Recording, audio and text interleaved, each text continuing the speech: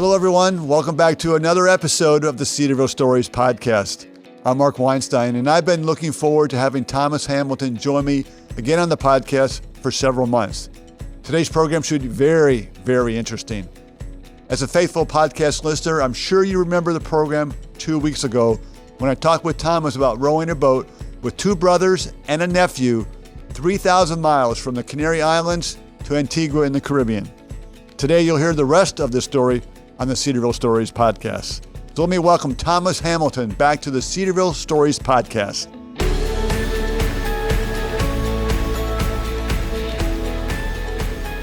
It's been a few months since you've completed the world's toughest row. At the recording of this, it's been 6 months. So from your perspective today, Thomas, what comes to mind when you think back to all the preparation and then the actual event itself? Yeah, in some senses, it's almost surreal. You know, it's an interesting thing because it took 3 years, really, the project, as far as from when the idea was introduced and the signups were made all the way till we completed it.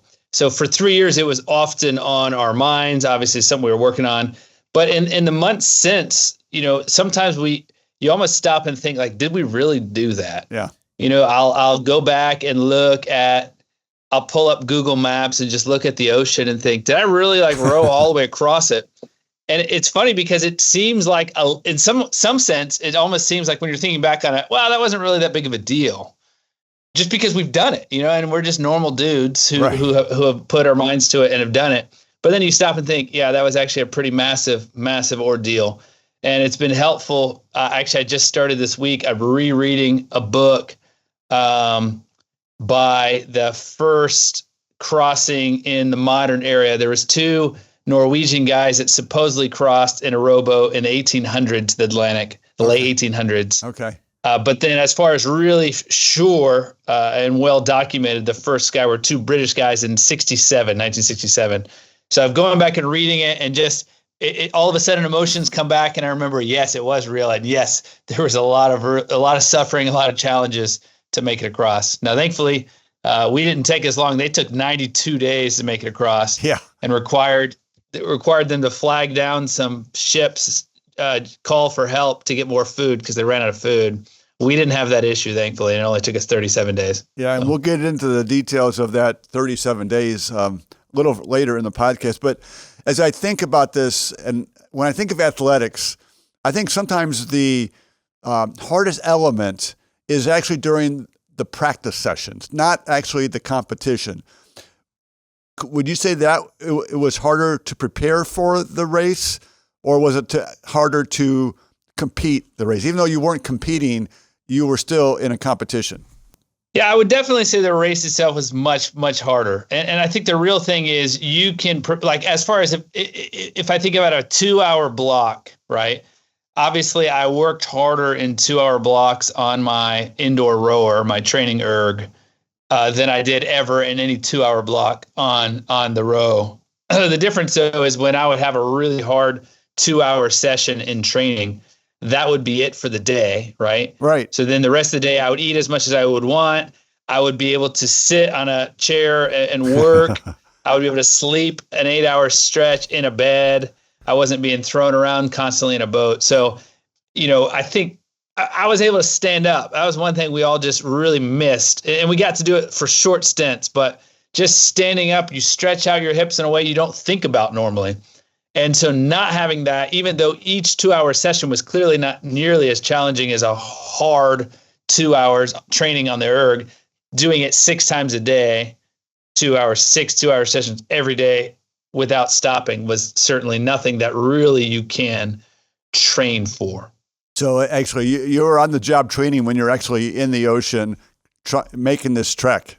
You are, right? So the first week, it's just really hard. After the first week, your muscles and your engine, if you will, of your body gets a lot more used to the rowing.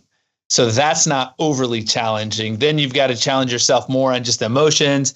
The sleep deprivation catch up with you. As you start losing weight, you have less energy really at your disposal. And then just the overall other issues that kind of creep up, with just overuse issues, basically in parts of your body. Yeah, I've done nothing similar to what you just did, you and your brothers and nephew, but I have ridden my bike from Dayton to South Bend, Indiana, 4 days. And for me, and I think you just said this, it was more mental than physical as I got into day 2, day 3, day 4. And that's probably how it was for you as well, because your muscles, as you said, got acclimated to what you guys were doing every day. Right. And some elements got easier, but others didn't. Yeah. So your adventure was really inspiring to me. But most recently, what impressed me when I watched you guys finish and I saw some TV interviews was really a TV interview that your mom did with Trent. And in fact, she told the reporter that the only way that she could remain reasonably calm, and I don't know what reasonably calm means when your sons are on the Atlantic Ocean, but she said this, and I quote, the way I could stay calm was by trusting in the one who made the waves, the one who made all what is, because it is he who rules what he has made.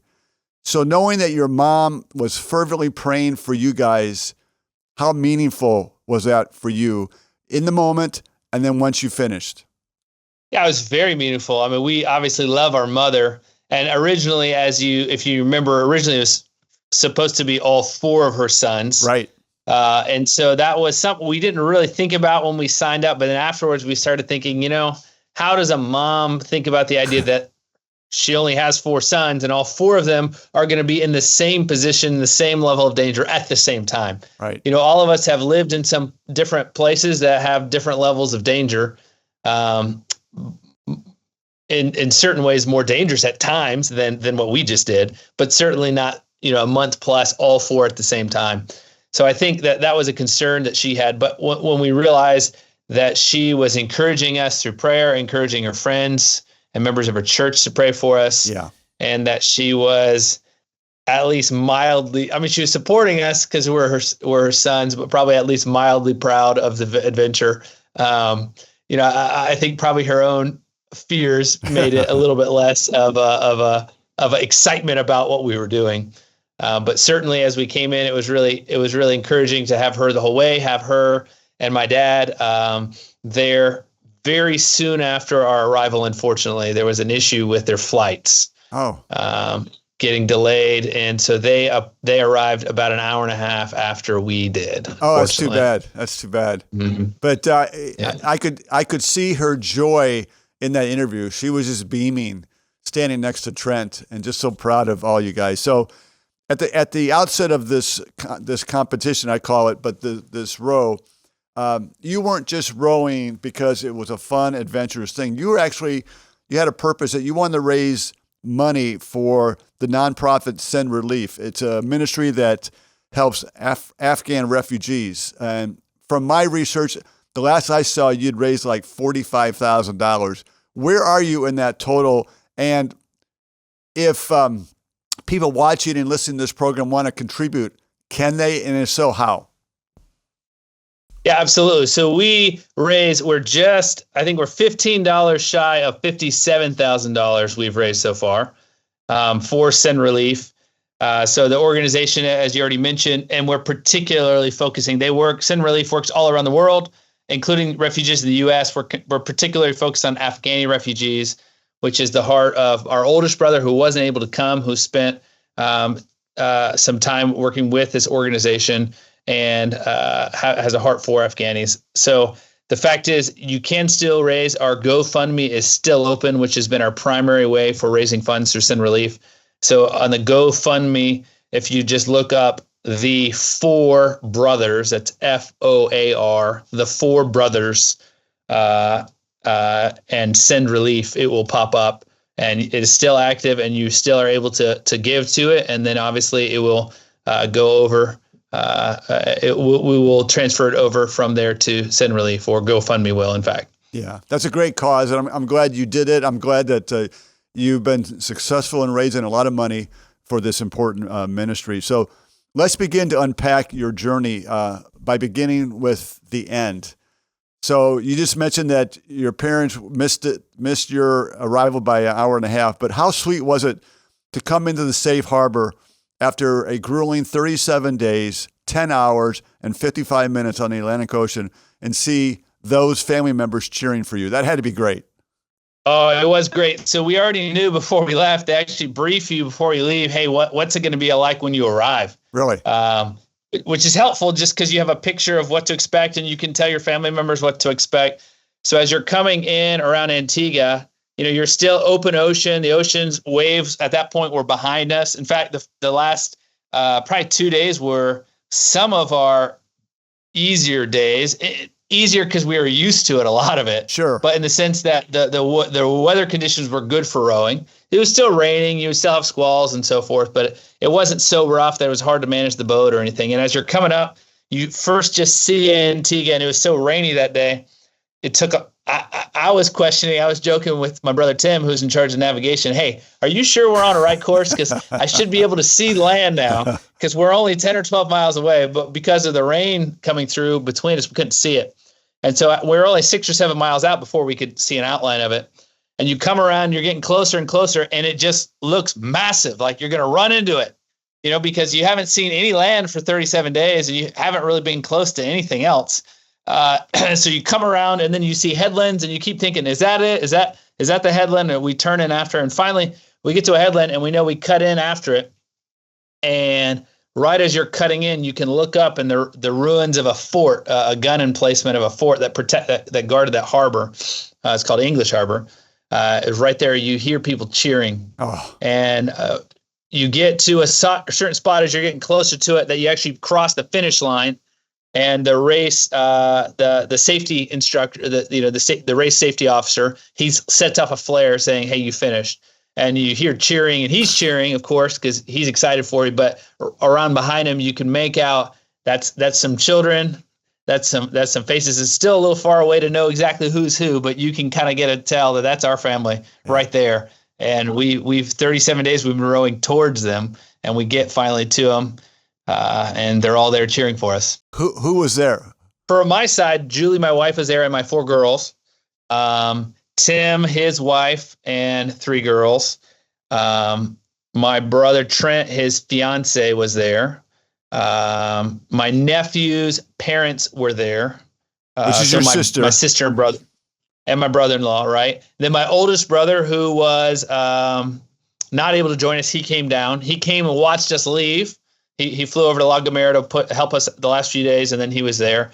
And then one of my brother's good friends came down as well. So it was a good crowd of children and adults and others. So they were the only ones with a few spectators that were at that fort emplacement. But as you came into the harbor, there's a lot of yachts in the harbor and a lot of sailboats in the harbor as well. So anything from like 40-foot sailboat up to like 200-foot, really, really high-end yachts. And everyone who has spent any time on the ocean knows, hey, that was a big deal. You just cross. It's a big deal when you cross in a sailboat, much less rowing, right? Right. So as a result, they cheered for us. As you're coming in, there's boats and everyone's on their horns on their boats, and there's hundreds of crew, and the big yachts have crew, 20, 30 people, and they're all in the front of their bows, and you row basically almost right underneath the bows of their boats. Wow. And so they're just lined up there, and you're rowing in, and there's just dozens of people on each boat cheering you on. And you get finally to the dock, and basically from the time we pulled in the harbor, our family had to hustle to walk this kind of trail back to the dock. And so we rowed very slowly to the dock so they could make it there before. But there's probably another, I don't even know who it was, 100 people or so at the dock to greet us. Some of them are the families of the other rowers coming in. Some of them are just tourists. Yeah. Who are there. And so there's a big crowd, and it feels surreal. You haven't seen anyone else besides each other, and all of a sudden there's these other people there all around you. So what a great celebration. I have to imagine, well, let me ask it this way. Have you ever experienced a greater embrace with your wife and your kids than you did that morning or that day? No, certainly not. Nothing like that, right? I had never been away from them for more than about 2 weeks before that. So being gone for almost 8 weeks total, because we were 2 weeks in advance to get our boat prepped. It was a big deal. So to be honest, even before I flew off from Florida and left them behind, I was already looking forward to that. Sure. As I mentioned earlier, you finished this competition in 37 days, 10 hours, and 55 minutes. And while it was a competition, you weren't competing. With that said, though, you were the third boat to finish. Did that finish, that placement, bring any added value or excitement to you and your teammates, your brothers?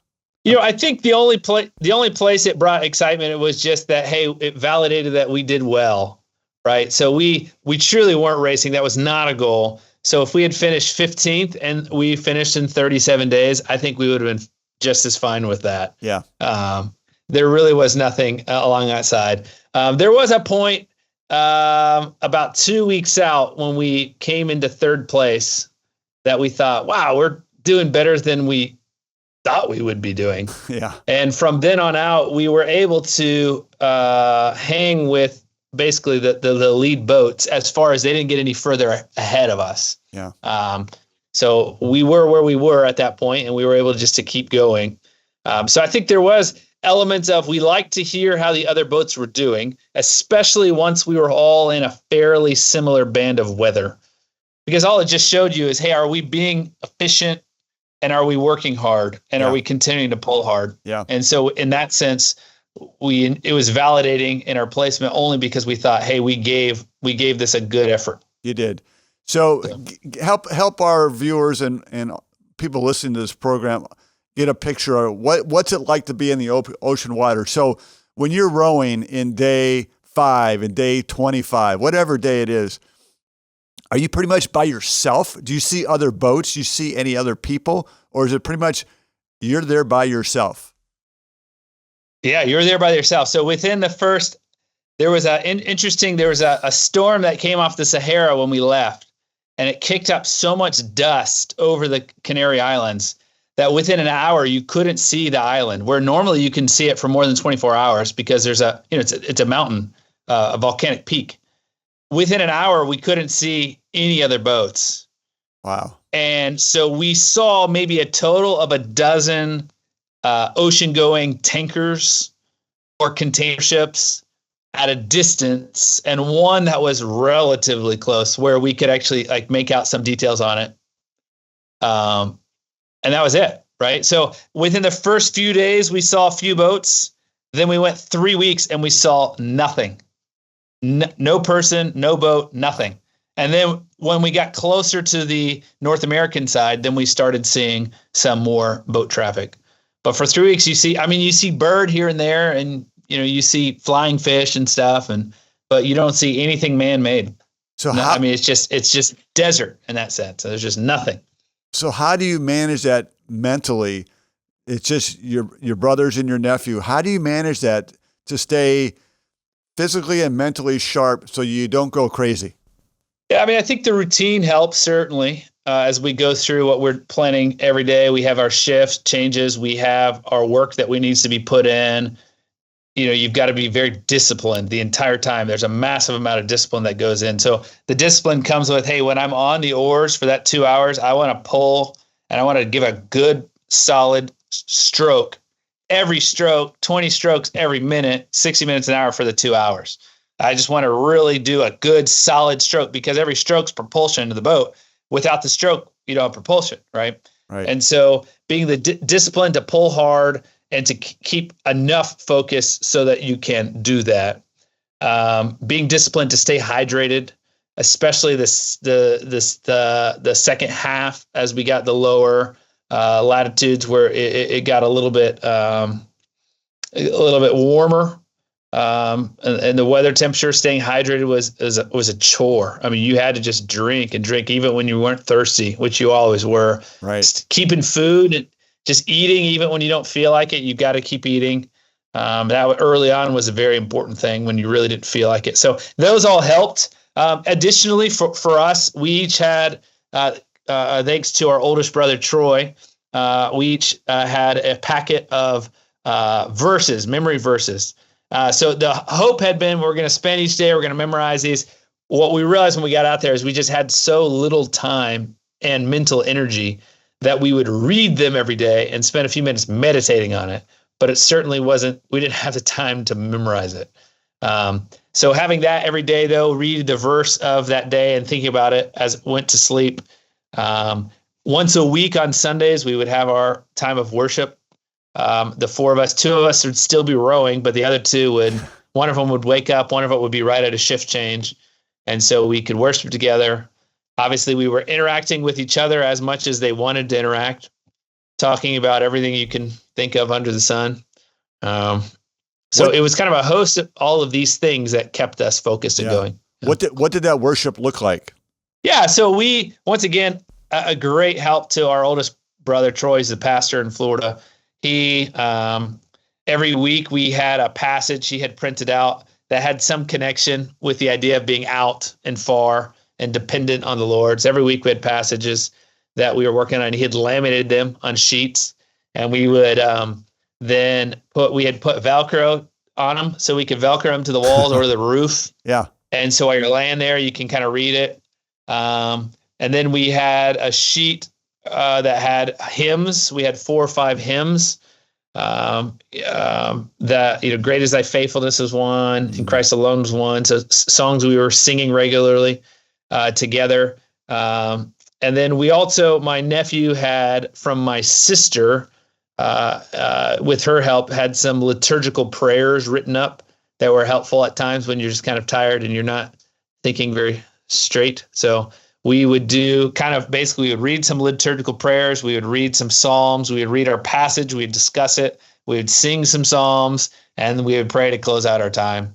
So maybe 30 minutes or 40 minutes or some sort of worship, which was, it wasn't a really necessarily restful day, because that was 30 or 40 minutes that someone normally would be sleeping that they had to obviously give up. Instead.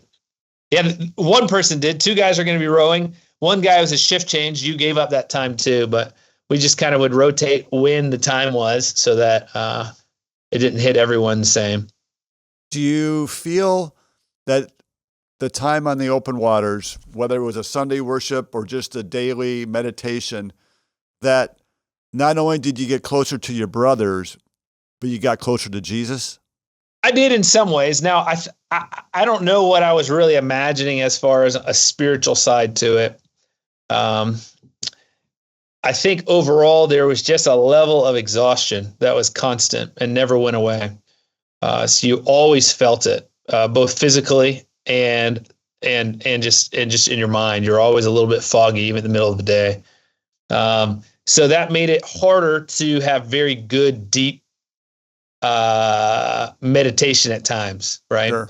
But in discussions, what was really helpful as we were thinking through and basically trying to apply more elements of Scripture to our lives, it had nice amounts of time to verbally process that, thinking through ways in which it could apply.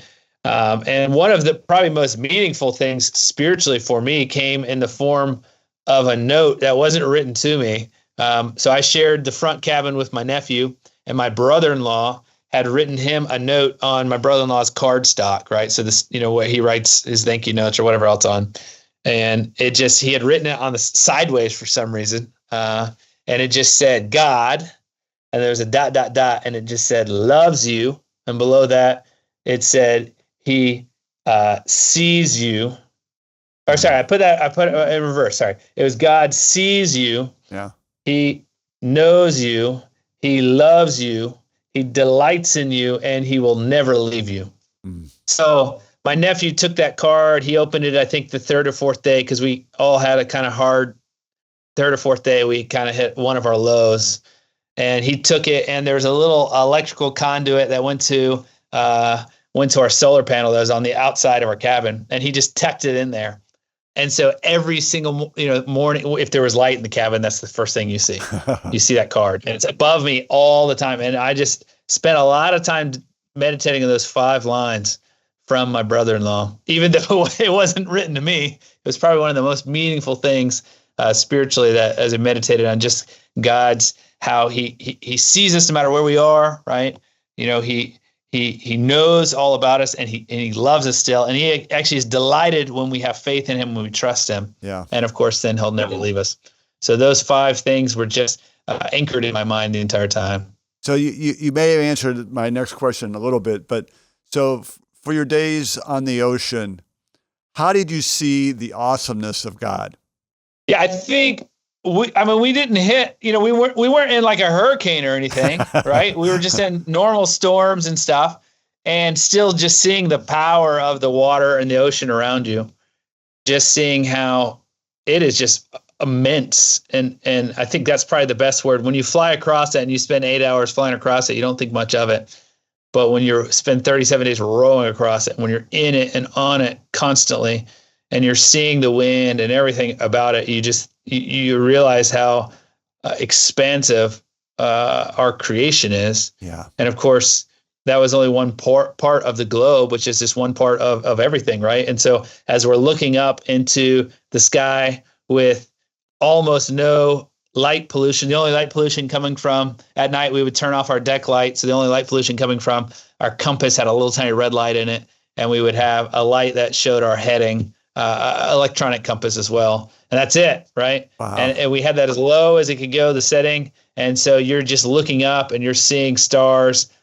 You could see stars rising. You could see them kind of like when the sun sets, you kind of see it through the ocean. You could see stars through the ocean a little bit, especially when the planets are coming up.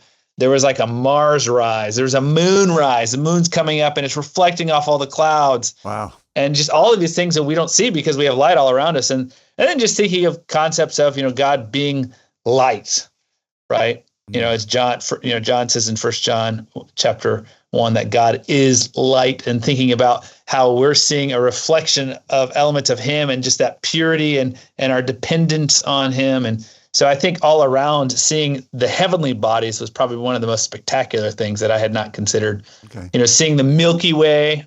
I was like, the first 2 weeks we had a lot of cloud cover, so didn't see much. But around week 3, I remember being like, hey, why is there that, like, I asked a dumb question.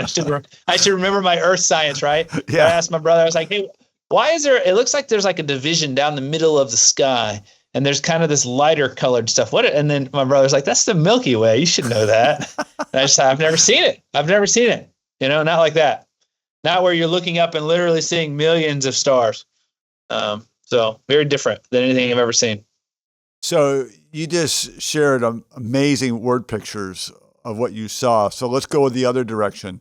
There had to be tense moments while you were out on the ocean. Maybe some danger, maybe like, can you get through this? Do you recall some of those tense moments during your 37 days? Yeah, a lot of them came in the first 8 days. So when we were leaving, we were looking for a window opportunity, and actually the date of our departure was in flux. We ended up departing only 1 day later than planned, but at one point the window was like 4 days early or 2 weeks late, because the problem is if weather systems as they come in, if they drive you back towards land, that's when you can get into danger. When you're in open ocean and the weather drives you around, well, if you have to, you just run with it, even if it's not the direction you want to go. But that first 8 days, we actually had a weather system driving us a little bit north of where we wanted to go, but mostly due west. So it's kind of in the right direction, but it was pretty sporty. And that was the word they used. They just said, it's going to be sporty. I didn't know what that meant because I hadn't been on the open ocean, right? So for the first 12 hours or so, you're in the lee of the island that you left from. So it's not that bad. But then it started building. And by, the second day, you had some pretty big seas. And for the next week, we were in pretty big seas, where pretty much every day you're in, you're not quite as comfortable in your boat yet. You're not sure what it can handle. And so there was a little bit of tension there. For most of a week, there was a bit of tension, just thinking, how is this going to work? And I don't remember what day it was, maybe day 7 or 6 or something. I don't remember even what exactly happened, but our auto tiller, which helped keep our rudder straight on a course that we had hoped to handle, somehow it got knocked off in the inside the cabin when one of our brothers was sleeping. So Tim and I were on the oars, Trent's in the back, and somehow he knocks the auto tiller off. Well, automatically what it does then is it drives all the way over trying to course correct. Well, then he can't reconnect it because it's going. So we have to turn it off. Well, you can steer a boat ostensibly with just the oars with no tiller, but when the tiller is all the way over, it's like you're pulling an anchor, right? So I'm fighting it and fighting with just one side, trying to straighten us out because we've got think waves a lot, as tall as the boat is long, at least. I don't really know exactly. They're coming. And if we get sideways in those waves, then it would roll us down because the tops of them are breaking over us, right? So whenever we're directly perpendicular to the waves, the brake hits the back of the boat and it doesn't really do anything to us. But if we're getting sideways, then we would start getting rolled in the wave. And so I remember a very tense moment. So I'm fighting with every stroke, all 100% of energy, as much as I can pull, trying to straighten us out. And all I can do is keep us from turning all the way around, right? And we're fighting 100% and kind of yelling like, "Let's Trent, wake up, let's go, get on this." And he was awake and he was like, "Well, I can't adjust it until you turn it off." So Tim had to stop rowing, turn it off, so that he could pull it out and adjust it and get it back hooked on. And probably the whole situation lasted, I don't know, it's probably like 45 seconds, but it seemed like it was 10, 15 minutes of, on the precipice of these waves where we were very close to getting directly perpendicular to it, where we could easily get side beam to it. Yeah, where we could have gotten rolled. And yes, the boat's designed for it, but when you get rolled around, you throw stuff around, you break things, you beat yourself up. It's just not ideal, obviously, besides being scary. Yeah. So that was probably one of the most tenseful moments that I think you had on the road. But that leads me to the question of before you started, you guys talked about the importance that you had a commitment to love others more than yourself. Here's a great opportunity to put that into practice. How did that work during that moment where you could love each other more than yourself, so you don't yell at each other, you don't get mad at each other, you work together?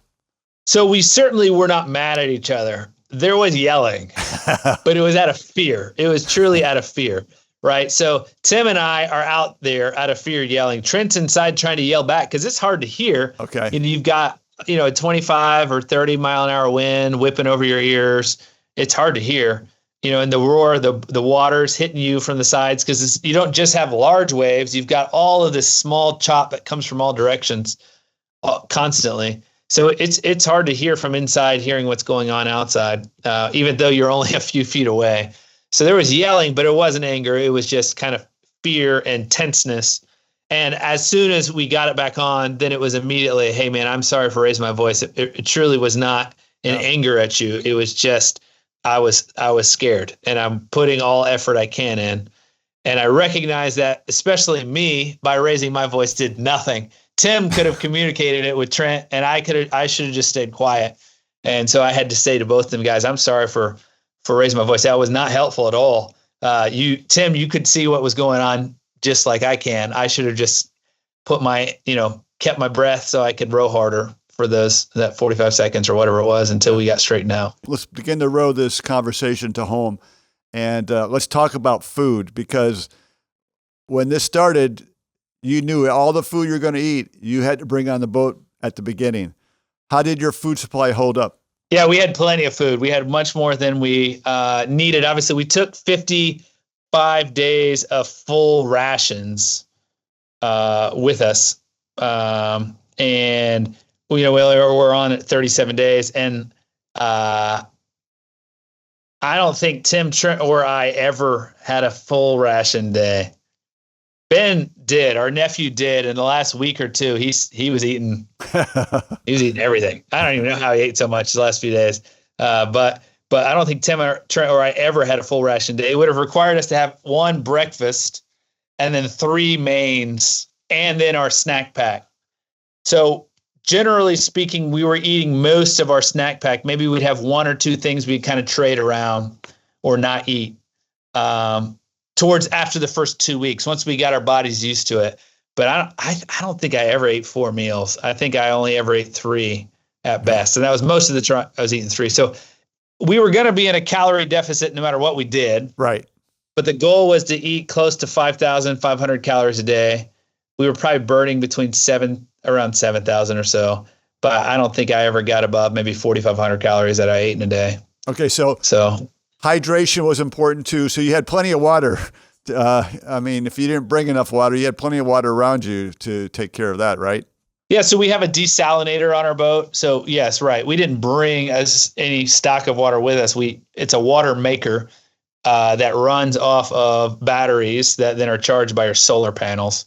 So as long as you take care of your batteries, take care of your water maker, take care of cleaning your solar panels and so forth, you should be fine. And we had more than we needed. So water wasn't a problem. We could drink as much as we wanted. Yeah. So in preparing for this program, I saw some video that said that Trent lost 30 pounds. How much weight did you lose? I lost about 25 pounds. That's right. How much have you gained back? All of it. Did you really? Yeah. Have you really? Yeah. Oh, yeah. Well, it's terrible. It probably took 3 months and I gained all of it back. And that's when I realized, all right, you got to stop eating like you were before. So, the year before we went, I tried to put on weight because I knew I was going to lose some and I wanted to have more muscle mass. So I ate whatever I wanted. We were also exercising an average 2+ hours a day. So you just ate whatever you felt like and it was good. And then, of course, on the crossing itself, we ate as much as we could stomach. Right. And then it was hard. It was a hard habit to break, just to eat everything and eat ice cream every night and so forth. So after 3 months, I was like, I need to stop because, this is not healthy. I'm certainly not exercising nearly as much as I was last year. So I need to cut back somewhat. So take me back to, okay, you're on land now. You finished. What was the food that you craved the most and you ate first? You were so excited to have that food. I don't know if there was a food that I necessarily fruit. We were excited to have fruit because we didn't have obviously anything fresh. We took some apples and oranges with us at a last minute purchase. Like a few days out, we thought we should get some apples and oranges. So we had those the first week. But fruit was something we all looked forward to eating. We ate a lot of that. And drink, for me, I like sweet, cold, iced drinks. So it was certainly nice to have some Coke products and stuff and some Dr. Pepper when I got to land. That was probably something I was looking forward to, in some senses more than any food item.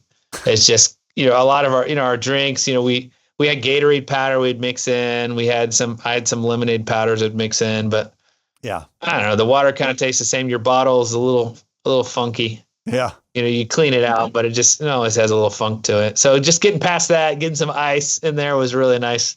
A nice change of pace. So that Coke on shore was great. That's right. And it's hilarious because Trent, of all of us, he kept talking about an American Coke. He wanted American can Coke, the 12-ounce can. He for weeks he was talking about it and he would joke about it. He'd be like, what do you think? You think maybe someone would have just accidentally dropped one off a boat and it would just float by and we could grab it? He was just always joking about this. He's like, better yet, someone lost a whole cooler and there's still ice in it. Right. And it's full of Coke. So we get on land and they ask the question, what are you looking forward to? And he said something about a canned Coke. Well, it just so happens there was an American tourist in the audience. And as soon as he heard that, he turned around and he walked to a convenience store. He bought a canned Coke and brought it back and handed it to Trent. So before we even finished with our interviews, someone, an American who just happened to be there had handed Trent his red canned Coke he had talked about for weeks. So he got to enjoy it right away. As you reflect on this amazing journey, was it more difficult than you imagined, or was it what you really expected? There's elements that were much more difficult than I imagined. So as far as just the physical amount, we could imagine that wasn't harder than I thought of. I think the three things that were more difficult than I imagined was the open ocean is just massive, right? So we had been training, we had done stuff, and it was relatively near shore training up in Northern Europe on our boat. And we just didn't see anything like the size of the ocean and that was one. The second thing I didn't think of is just constantly being thrown around. So when you're rowing, you've got at least two hands in the oars and you are following the seas with your bodies. You're shifting naturally as you're rowing, but you're never having an even stroke like you would on flat water. One hand's always above the other. You're always doing this or something, right? One pulling before the other because it's in the wave or whatever. But when you're laying in the cabin or you're trying to eat, sitting in the cabin, you're also just moving constantly. And you don't ever stop. And you get thrown around inside the cabin and you get slid around while you're trying to sleep. You're constantly getting thrown around. You never stop moving. I hadn't thought of that. And the third thing is what was probably one of the singular most hard things for me was I don't love waking up to an alarm in the morning. I do it. I still do it now. I wake up to an alarm while it's still dark out. But we had to wake up 6 times a day, but 3 of those were in the dark.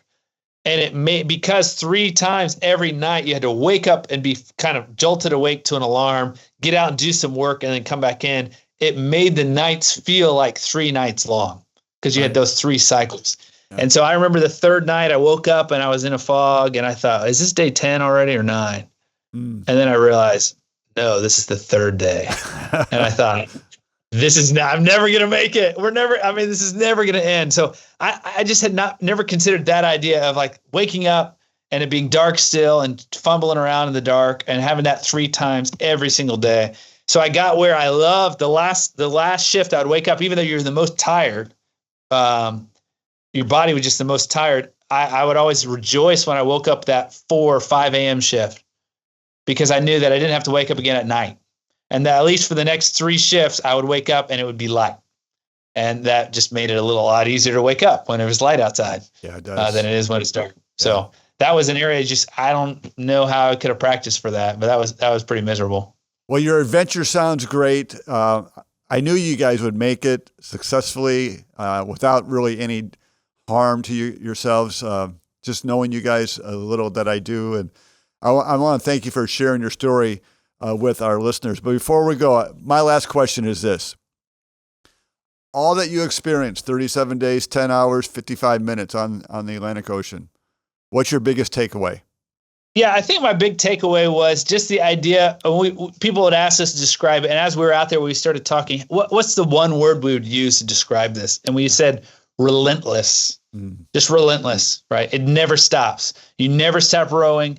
You never have to stop waking up every shift. The wind doesn't stop, the wave, nothing stops, relentless. I think the biggest takeaway for us is really that's what God wants for us in our faith journey, right? Just to be relentless in our pursuit of him. Like we don't stop. We don't ever take a day off.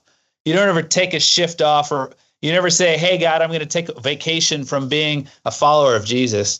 But just that idea of just like the relentless in like the negative sense, like it's really hard.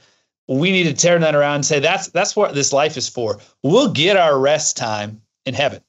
But for now, we need to be relentless of our pursuit of Christ. So we just keep going after him. We want to get closer to him. We want to know him more. And we want to proclaim him to others. We want to serve him well as a follower of Jesus, as a member of a church, as a husband, as a father, as a friend, as a neighbor, all of those things. Just relentless in our love for God and love for others, never stopping. That is a great takeaway and a great encouragement for us as we wrap up this program. That it is so true that as followers, there's no time for a vacation or a break. But let's pursue him with our whole heart, with our whole energy, and trust him with our lives. Thomas, I could talk with you a lot longer, but our time is up. Congratulations on completing the world's greatest row to you and your brothers and your nephew. And thanks for sharing this story on the Cedarville Stories Podcast. It's great to be with you. Yeah, thanks. It's good to be on here. Thank you for listening to the Cedarville Stories Podcast, brought to you by Cedarville University. You are encouraged to subscribe, share, like, and review this podcast on your favorite podcast provider. And be sure to come back next week when we have another Cedarville story for God's glory.